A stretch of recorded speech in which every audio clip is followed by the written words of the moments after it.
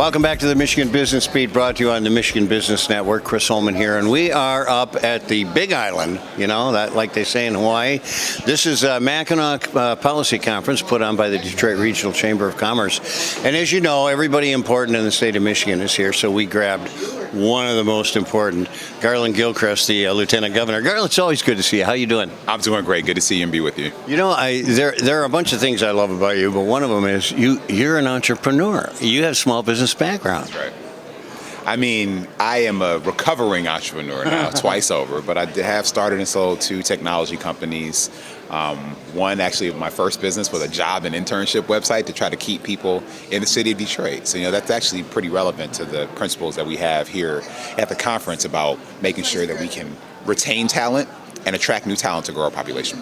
So did you do this stuff on your own, or did you come through like Tech Town or one of those organizations? No, it was actually myself and 2 young men who I went to University of Michigan with, who I had actually known since kindergarten.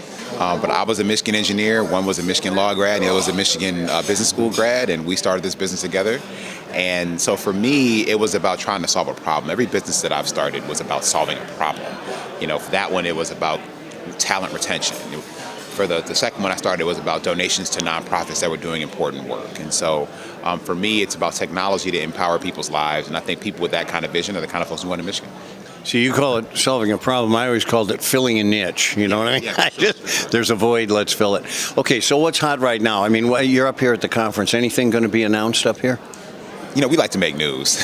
So, I think everything that you're going to hear from the governor and I this week is focused on how we can make sure people see Michigan as the best place to be their best, and they can see a future for themselves, where they'll be not only respected and protected under the law, but that the state of Michigan is willing to invest in their future. All the investments we made, whether it's K-12 education, college affordability, free community college, free jobs training for people who are mid-career professionals, secure retirement where your pension's not taxed, a working family tax credit for people that have more money in their pockets at a time when things are expensive. It's all about creating the best present so we can build a better future in the state of Michigan. It's interesting. At one time, we found that industry was not reinvesting in R&D like it should be. For a while here, we didn't reinvest in education like we should be.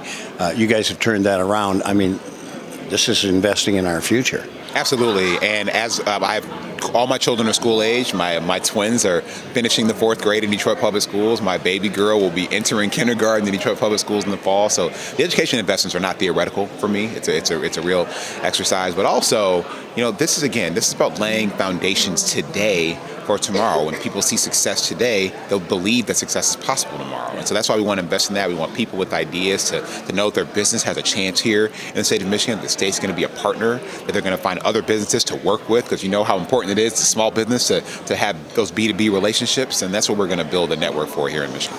It's interesting. Our last Michigan Future Business Index, sponsored by Sinair, showed that gradually overtaking people as the major challenge has been a couple of other things.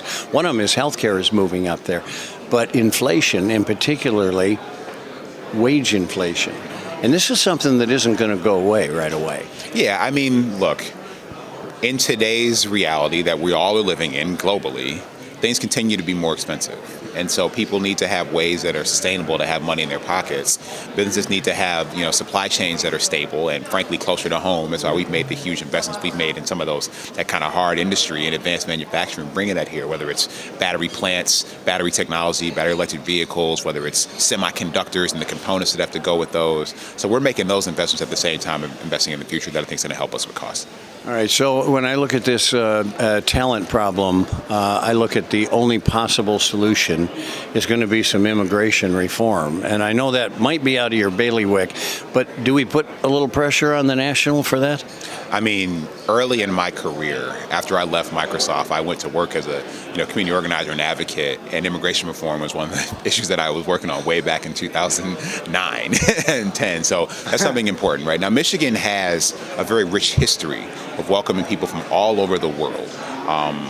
Immigrants from every walk of life, and it's helped our state, frankly, not have more population loss. So we want to see that and continue to be a welcoming state. And I think when you put Michigan's take on this compared to so many other states that are literally busing and flying people out of their states, it shows that Michigan's the right place to be. Yeah, no, you're absolutely right. And we go back to that placemaking thing, which was such a hot term about 8-10 years ago. We still have to do a lot of that. It's hot today.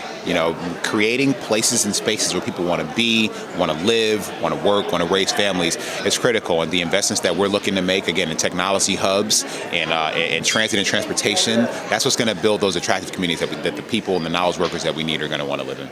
All right, so what do you want out of this whole policy conference? I mean, you're going to make some announcements, so they're going to listen to you. You're a great listener.